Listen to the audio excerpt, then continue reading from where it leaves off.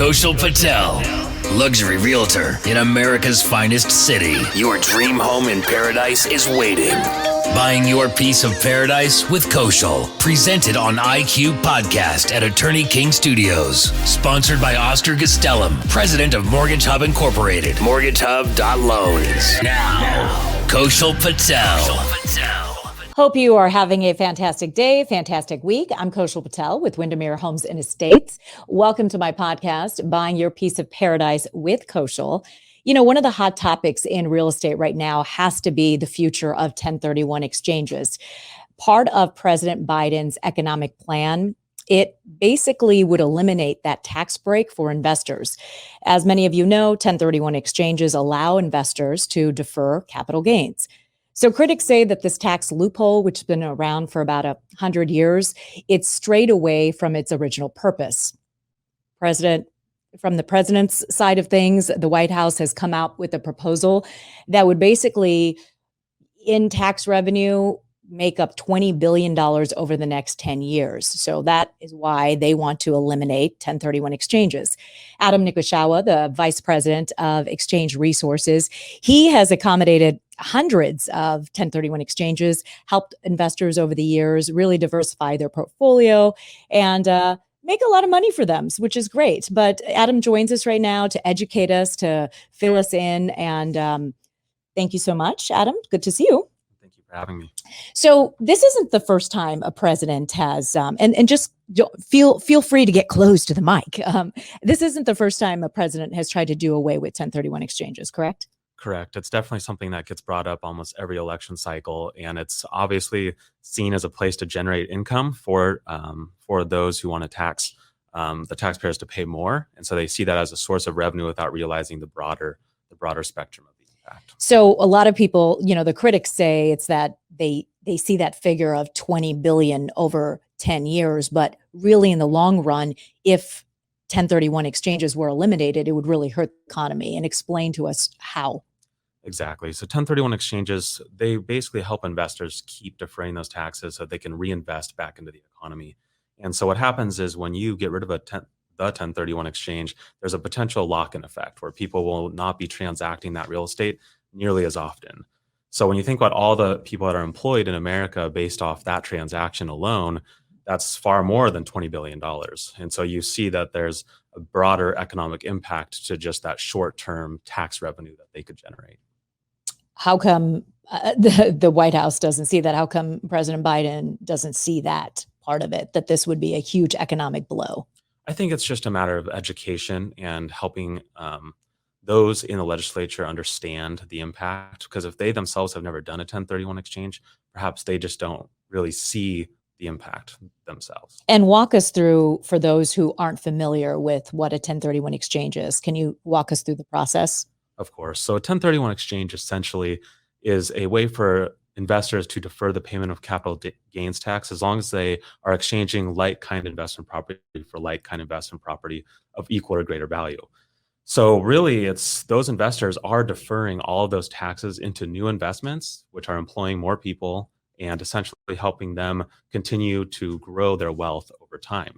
And one statistic that I think, you know, when people say this is a tax loophole, you know, it's been part of the tax code since 1921, and it's got 100 years of history. It's had changes over the years, but overall, I think what everyone has understood is that, and this is proven, that over 80% of investors eventually pay the tax. So they're not deferring until they die in most situations. People are eventually paying the taxes. So when you look at the short-sightedness of raising this tax revenue, they don't understand that eventually most of that tax revenue will be paid. It's just letting the investor use it in the meantime to employ people and to continue growing. And this would really eliminate the opportunity for the younger generations to build wealth through real estate. I mean, that's another proponent. And has that been looked at? Absolutely. We have literally story after story of my clients is they start with one or two investment properties and they end up with 30 or 40. And it's a very common scenario. And I don't think that if they get rid of the 1031 exchange, the opportunity will no longer be there for future generations. I mean, that's really tough for those, it doesn't level the playing field because for generations, for decades, you've had people who've been able to build wealth through 1031 exchanges. And now for millennials, that option is gone if President Biden, if this plan goes through. Exactly. Or it could be capped, which would have also negative economic.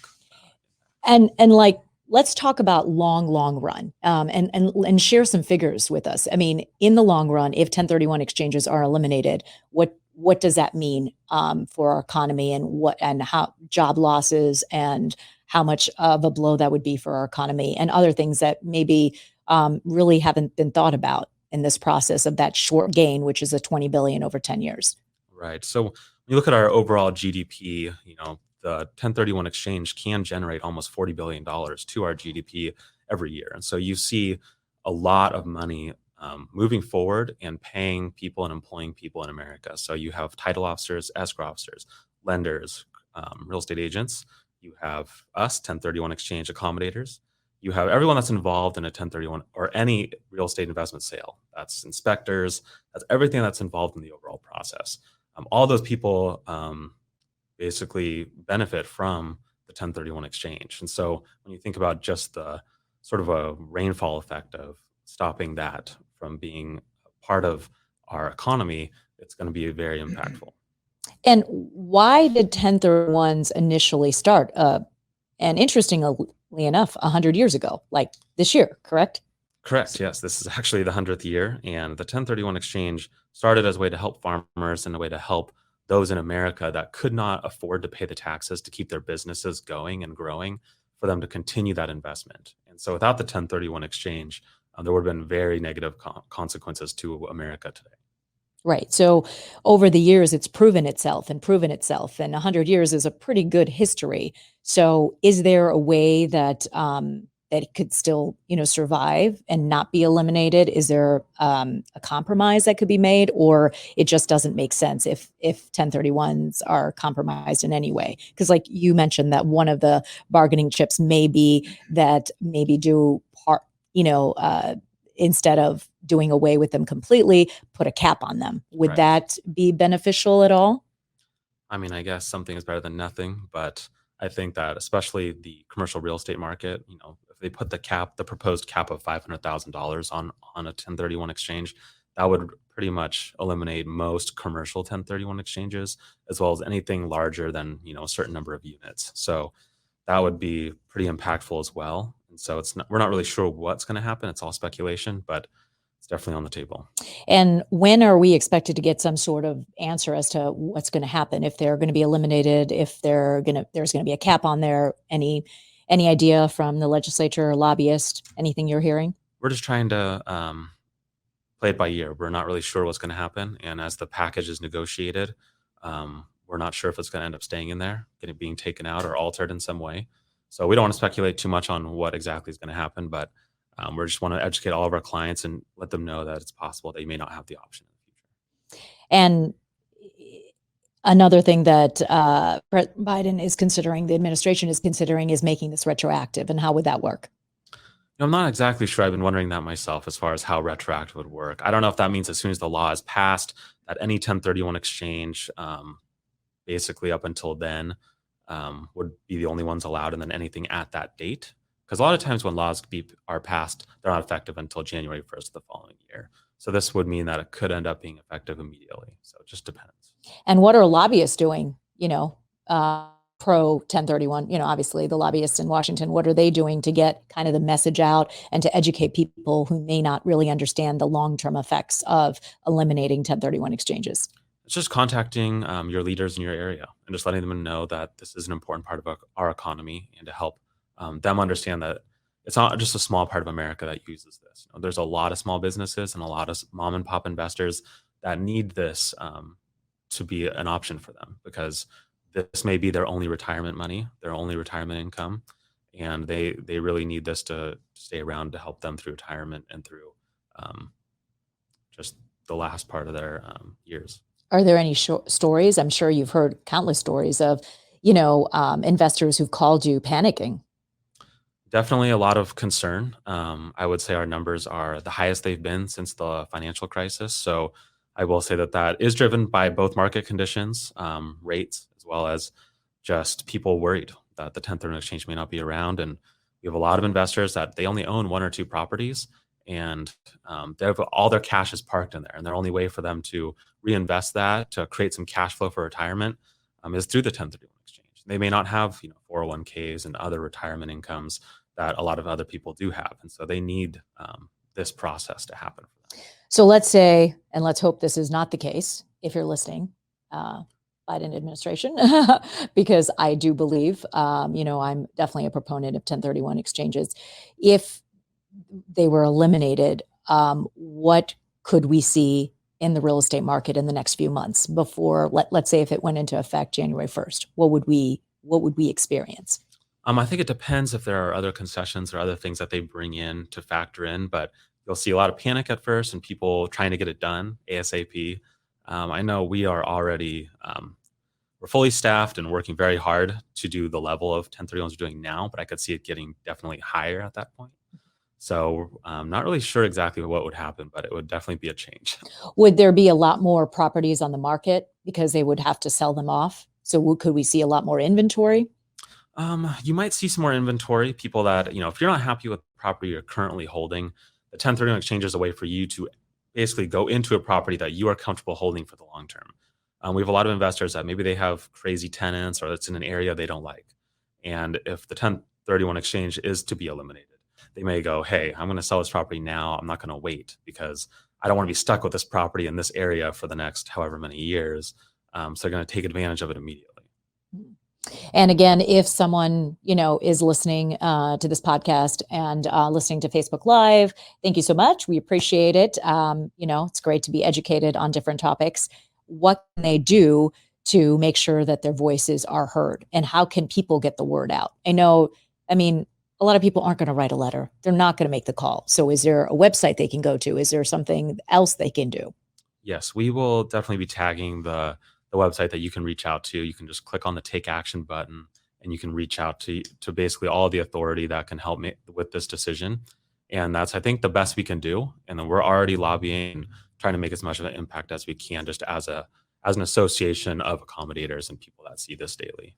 And you said that, if you're not happy, obviously this is a time to maybe make a move, but you're not really saying that to get more business because you said you're seeing record numbers. Now give us some numbers since 2008, since I guess you've been involved or since you've seen an uptick in 1031 exchanges. This is the most that you've done? This is the most we've done. I want to say it's 2.5 times more than normal. So quite a few, like an average month for us, like this month, we're going to do almost 500 exchanges as a small accommodator business, which is a significant number of exchanges. How many accommodators are there? Let's just say in California. Do you have a rough estimate? I don't, because there are some small business attorneys that do 1031 exchanges, so I can't give you a rough number, but there's not a ton of us. Okay, so your company has done 500 so far this year. This month. This month. Right. Wow. Yeah, so we're doing a lot. And is that in all of California, or 1031 exchanges are throughout the United States? So it's exactly, but most of our investor base is here in California. Okay. All right. And Adam, again, just, what is your website? Just say it because this is Facebook Live. So, if you want to get it out, if people have questions or want to reach you. Perfect. So you can actually go to exchangeresources.net. Pretty easy. There is a take action tab on there. So you don't have to go to the separate website I was talking about. You can go to our website and take action now, contact the people that we need to contact to get the word out for this. And if you ever have any questions, don't hesitate to reach out. Yeah, Adam's been great. I've known him for about 4 years now, and he's just really, really easy to work with and really knows his stuff. So again, give us the email address. Exchangeresources.net. Exchangeresources.net. Call Kaushal and she'll or call me. Yes, I will make it happen. I will do the networking for you. Last question. What is your prediction as to what will happen? It's been around for 100 years, so my prediction is it stays. But you You didn't hear that from me. It does end up going away. There's a lot weighing on if it does go away. And give us the numbers as we part, like give us the numbers again. You said $40 billion to our economy. Of GDP, right? So it employs a lot of people. Over 500,000 jobs in America are based on the 1031 exchange alone. So it's pretty important.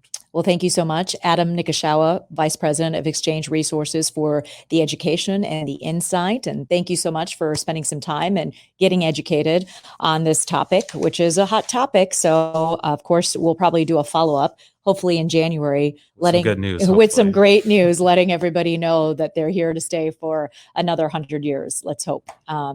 Thanks so much for spending some time with us. I'm Kaushal Patel with Windermere Homes and Estates. Again, if you are looking to buy or sell a home, we'd love to make it a seamless experience. We have a whole host of team. I know people like Adam and, of course, Oscar Gastelum, who's not only the sponsor of this podcast, but also he is my mortgage expert. We have all sorts of experts in our back pockets. We'd love to help you out. If you need help, just give us a call, 858-244-3298. Again, that number is 858-244-3298. Have a blessed day. Happy 4th. Go America!